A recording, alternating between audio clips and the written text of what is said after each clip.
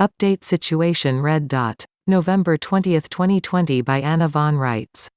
Be sure to check my website every day, www.annavonreitz.com, for material and information you won't be able to see on Facebook because they are control junkies breaking the public law.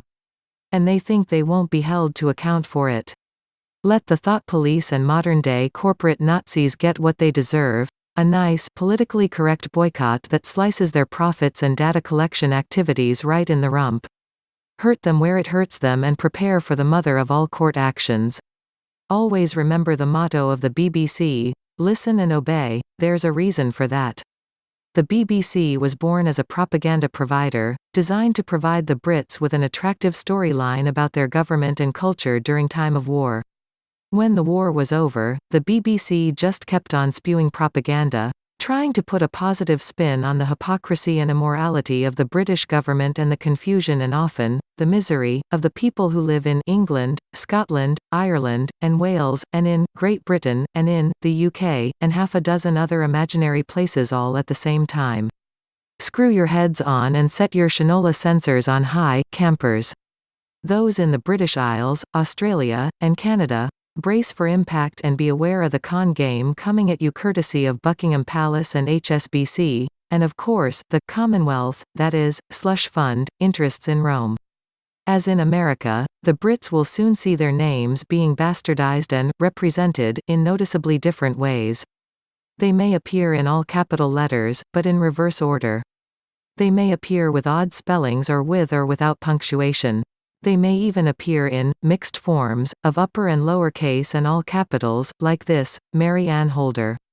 As in America, private bill collectors will be making the rounds and trying to secure implied contracts with those who are not up to speed and who fail to notice that the names have changed, and not to protect the innocent. Each such change breaks the chain of title and contract. It is definitely time to speak up and say, "Who the are you?" and "I don't have any contract with you." That has to be your story and you have to stick to it, or you will be stuck paying off the very exorbitant bills and mortgages of Great Uncle Ambrose, the Queen, the British Crown, and the BBC. The fix is also in to turn each and every one of you into a patented GMO product, wholly owned by the vicious criminals in back of the whole current fiasco. Here is what the Nuremberg Code has to say about it. Article 6, Section 1. Any preventive, diagnostic, and therapeutic medical intervention is only to be carried out with the prior, free and informed consent of the person concerned, based on adequate information. Hard to get on FB or on the mainstream news. The consent should, where appropriate, be express and may be withdrawn by the person at any time and for any reason without disadvantage or prejudice.